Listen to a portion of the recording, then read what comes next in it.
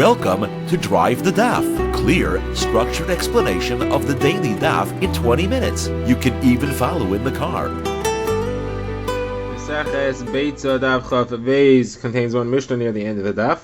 Before that, we're analyzing our previous Mishnah where we had three machloks in Beitzah and Meisham. We're trying to figure out what they all are. Running throughout the daf will be the topic of what types of activities are you allowed to do on Yom Tov, what's considered to be tzorech Yom Tov, what is required for Yom Tov, you should be allowed to do them, what's considered to be a need of the body, that it goes into the category of like food, and also what other malachos can you do besides for cooking, what other malachos can you do. So the Gemara is analyzing machlokas. First, we're analyzing machlokas Beitzah and Meishamai, about whether or not you're allowed to do hatmana on Yom Tov for Shabbos. That means you have Shabbos coming after Yom Tov. You're not allowed to do Hatmana on Shabbos, but you need to keep your food warm. Hatmana is insulating food. So you're allowed to do that on Yom Tov for Shabbos. Again, it's an activity that's generally permitted on Yom Tov because it's food related. So Bishami says you're not allowed to do it, and Misil says you are. So the Gemara is trying to figure out, we don't understand this. This is a malacha. It's a Isser D'Rabbanan. For Shabbos, you're allowed to do it on Yom Tov. You need an Erev Tavshilin. If there is an Erev Tavshilin, why would Beis Shammai say you can't do it? If there's no Erev Tavshilin, why would Beis Hillel say you could do it? So Gemara first had said that there is no Erev Tavshilin, but it's a very necessary thing, and even without an Erev Tavshilin, something which you need to live, for your basic needs, you're allowed to do. The Gemara now gives a second answer, which is Rava, and Rava says that even that we're referring to where there is an Erev Tavshilin, and Hatmana is something you're not allowed to do even with an Erev Tavshilin, and that's because Hatmana is very clearly a Shabbos requirement. You don't need any Hatmana for Yom Tov. You're allowed to have a fire on Yom Tov. You're allowed to put food on the fire on Yom Tov. It's clearly for Shabbos, and therefore it would not make any sense to have it viewed as a Yom Tov activity, and therefore even with an Erev Tavshilin, you're not allowed to do it. Versus Abaye asked the Kasha. We have Hanani saying over Beishami's opinion. And Hanani is trying to make the point that you need an Erev Tavshilin for each specific type of malacha. If you want to be able to cook on Yom Tov for Shabbos, you have to start cooking before Shabbos. If you want to be able to bake, then in addition to the cooking, you also have to bake before Yom Tov. And if you want to be able to do Hatmana on Yom Tov, you also have to do an Erev Tavshilin of Hatmana that you began to do before Yom Tov. But you clearly see that you could do Hatmana on Yom Tov, as long as you properly did it before. That would be against Rava's claim that Hatmana is never permitted by an Erev Tavshilin, at least in the opinion of Beis Shammai. So Abaye therefore says that we're going to reject Rava's opinion, and Abaye's own understanding is that this machlokes here is referring to a case where somebody didn't do Hatmana before Yom Tov. He did an Erev Tavshilin, but not an Erev Tavshilin of Hatmana. Let's say he only prepared a cooked food before Yom Tov. And this is machlokes Beis Hillel and Meishami. Meishami says you have to specifically prepare each type of malacha, and you didn't do any hatmana, and therefore you cannot do hatmana on Yom Tov. Beis Hillel says no, you just have to do any kind of thing. If you did a Erev Tavshilin of just cooked, that's enough to allow you to bake and to do hatmana.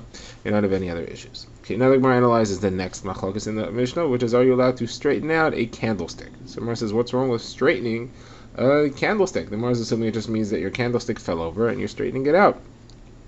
What's the issue there? Why would Beis Shammai say that it's asur? So the Gemara says we're referring to where it's made out of pieces that screw together or clip together, and they came apart, and you're putting it back together. And Machlokes Beis Shammai is there a isser of binyan bekalim? Is when you assemble a kli, is that a violation of the malacha of binyan, or does binyan only apply to a solid structure attached to the ground or part of the ground like a house? So that is what that machlokes is about. Now the Gemara has an incident. The Gemara says that Ula went to the house of Rabbi Yehuda, and his servant, that's Ula's servant, got up and straightened out the candle. Rashi understands that he tilted it in a way that drew oil away from the flame. That would be a issue of kiboy, of putting out the flame, because it's going to last less time. It has less oil to draw. That's asur on Yom Tov. There is no heter for kiboy on Yom Tov generally. So Gemara says, Yehuda said to Ula, what's your guy doing? You're not allowed to do that. We know that if you take oil out of a cup of oil that's burning, you're over of mechabet. So Ula said, I didn't tell him to do that. He did it on his own. That was his own idea. I would not allow it.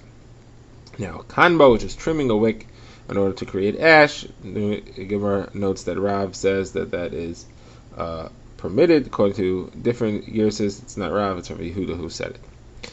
Okay, now the Gemara says that Abba Marta asked a question to Abaye, and an answer was given, And the Gemara will go through 3 times that the same attack was had on 3 different questions. And the issue here is, are you allowed to put out a fire under certain circumstances? Is it considered to be a need of the body? Is it considered to be food? The Torah only allows food.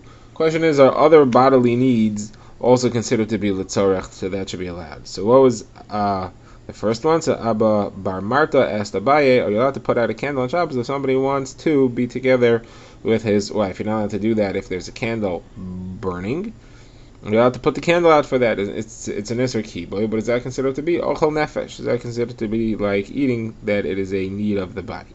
So Gemara said that he tried to get out of the question. So he said, why don't you just go to different rooms? So he said, what if we don't have another room? So he said, so put up a wall, put up a mechitza, a curtain or something. That would make it permitted. So he said, what if you don't have a curtain? So he said, cover the candle with a kli. So what if you don't have a kli? So he said, it's also, you're not allowed to put the fire out. That does not count as ochel nefesh. So he said, and here's the kasha that will be asked 3 times. He said, but we have a Beitzah that says you're not allowed to put out a burning log because you want to save the log. But if it's filling your house with smoke, you are allowed to, so that your house doesn't get filled with smoke. So you see that it is considered to be a bodily requirement, that you're allowed to put out a fire for the sake of a bodily requirement.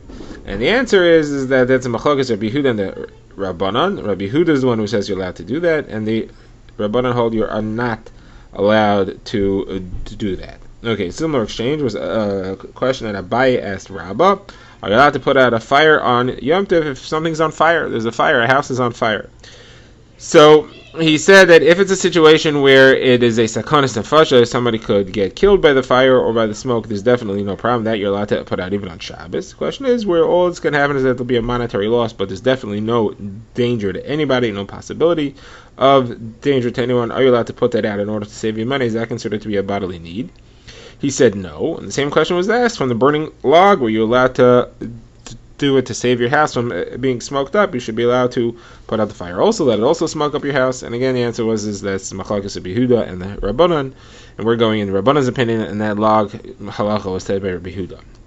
Next similar question was Rav Ashi asked on Meimar, are you allowed to put medication on the eye, a type of ointment in the eye on Yom Tov? So again, that's a potential malacha.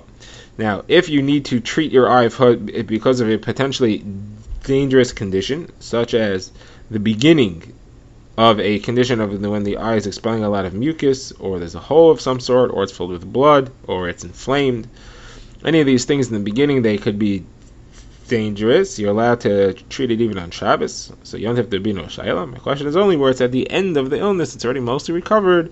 I just want to put this in the eye in order to protect it from being injured further by light.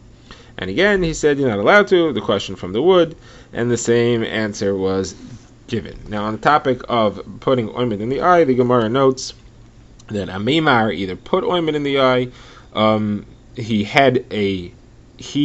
either put ointment in the eye for somebody by having a nachri do it for him, or he had the nachri do it for somebody else. Either way, he seemed to have permitted a nachri to put ointment in an eye on Yom Tov. So Gemara says, Rav Ashi asks, why do you think that that's okay? Do you think that the reason is because is that you're considered to be sick? And we know that the halacha is you're allowed to ask a guy to do malacha for an ill person at any time, even on Shabbos. This was on Shabbos that he did it. It wasn't Yom Tov. So he said, that would seem to be what your reasoning is. The problem is that you're helping the guy, because you're blinking your eye, you're opening and closing your eye in order to absorb the ointment. You're helping out. You're not allowed to help out the guy do malacha for a sick person on Shabbos. So he said, Rav Zvid already asked me this kasha, and I'm going to answer you the same way I answered him. Just blinking your eye doesn't count as a significant assistance. Assistance is where you're doing some kind of malacha to help out. This is just blinking your eye that the ointment would get into your eye anyway, you're just speeding up.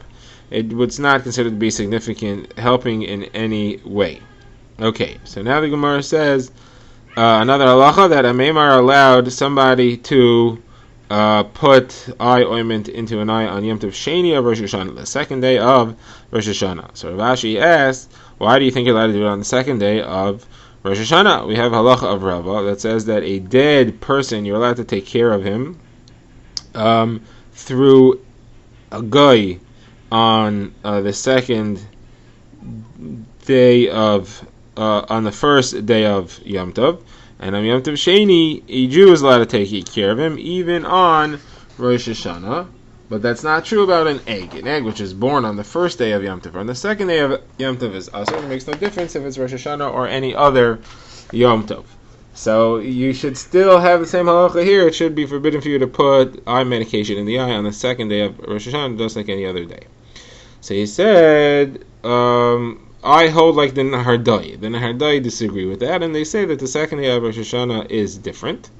The only reason why second day of Rosh Hashanah should be a problem is if you think that El may end up having 2 days, and therefore the second day will be the real Rosh Hashanah. That hasn't happened since the days of Ezra Sefer. El doesn't have 2 days, and the second day of Rosh Hashanah is not a real strict Yom Tov. The Gemara now moves on to discuss the third machlokas between Beis Hillel and Beis Shammai in our previous Mishnah, and that is about what type of bread you're allowed to bake on Yom Tov. And over there we had seen that Beis Shammai says you're not allowed to make pas gritzin, only rikikin. Gritzin is generally a thick type of bread, and rikikin is a very thin wafer-like type of bread. So Gemara quotes a Beitzah which sheds light on this. Beitzah quotes Beis Shammai. He says you're not allowed to make thick bread, pas ava, not allowed to make thick bread on Pesach, but Beis Hillel says it's mutter. So the simple pshat is that thick bread is easier to become chametz. So Beis Shammai is saying don't make it on Pesach, you're going to end up with chametz. So the Gemara analyzes this. The Gemara says let's define pas ava. What's called thick bread? So Rav Huna says a tefach thick, just like the lechem hapanim, which were a tefach thick, and the lechem hapanim we know were matzah, or at least could be matzah. And therefore you see that you can make bread that's a tefach thick, that's still matzah, you don't have to worry about chametz. So the Gemara says, how could you learn from lechem hapanim? Those are zrizin, those were made by kohanim, those were made with very finely sifted flour, those were made with specially dried wood, and those were made in an oven which was very hot, and is made out of metal, not as made out of clay. So we don't have any of those things, so we're going to end up making chametz. So just because they could make tefach thick bread at the Beis Hamikdash doesn't mean that we could do it on our own. So Gemara says, Rav Yirmiyah Rabba says, I asked my Rebbe privately, and that was Rav. Or a different version of this is that Rav asked his Rebbe privately, and that was Rabbi Nasi. They asked a question, what is meant by thick bread? The Gemara says the answer was that it means a lot of bread. That's because when you need the dough to make a lot of bread, you have a very thick lump of dough that you have to knead. Now here, being a lot of bread, the issue is not chametz. It's not going to become chametz any faster. What's going to happen is that it's a big tircha. You're doing a lot of work on Yom Tov that you shouldn't have to do. And that then is the explanation why Beis Shammai says don't do it. It's too much work. And Beis Hillel says you are allowed to. Now, what does that have to do with Pesach? The Gemara says you're right. It has nothing to do with Pesach. It's true on any Yom Tov. It happened to be that this Tana was on Pesach, and that's what he was referring to Pesach. Why does he use the words thick to refer to the dough? So either, like we said, because there's a lot of dough, or in his town, they called a lot of bread. The word they used was thick bread. That was just the way they phrased it.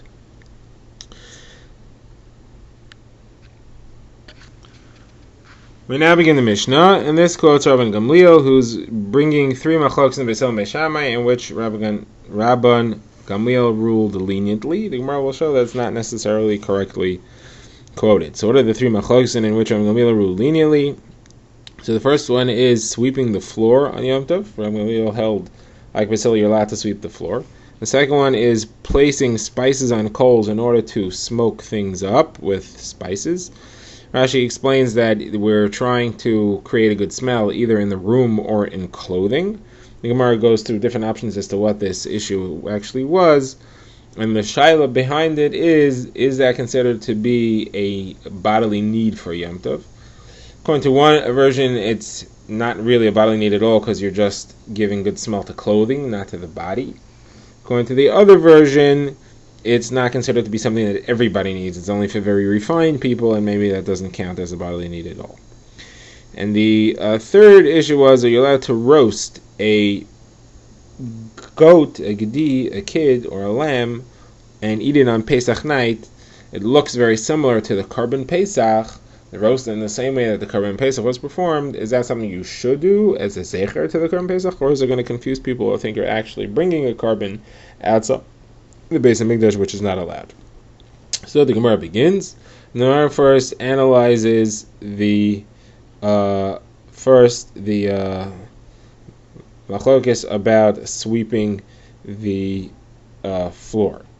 So the Gemara first says that Ravasi says that the whole machlokes is about smoking things up, but smelling you're allowed to do, and then moves on to sweeping the floor, and it says that you're allowed to sweep the floor Yom Tov according to Rabban Gamliel's psak, but everybody else holds you're not allowed to. And Rabbi Elazar bar Sadik says no, Rabban Gamliel didn't really hold that you're allowed to sweep the floor, so our Mishnah is not accurately explained. Rabban Gamliel held you're not allowed to sweep the floor, but what he did do was he came up with a trick that the floor should be swept when the guests arrive.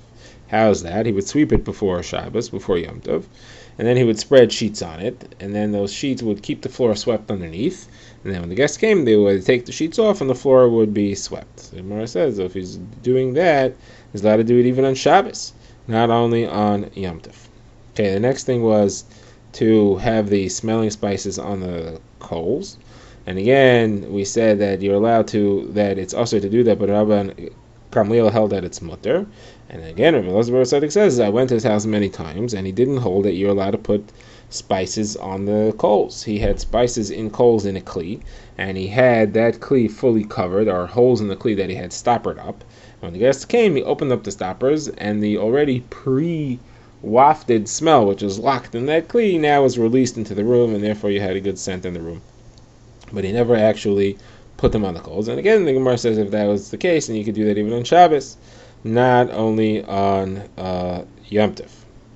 The Gemara says then, so what is the actual issue? So the Gemara says, Ravasi says, the machlokes between Mesil and Beishamai that Rabban Gamliel was ruling leniently on is about smelling the spices.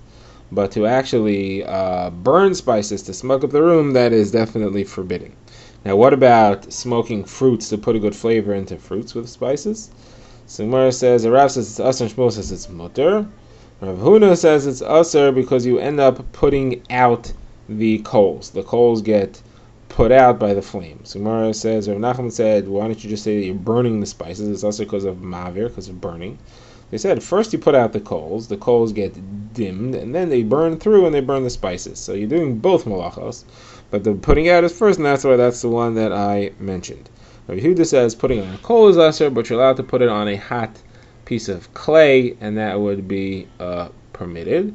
And Rabbi says even on clay is forbidden because you're creating a scent. You are being milid reach, creating a scent in the kalim that you're using, and you're not supposed to do.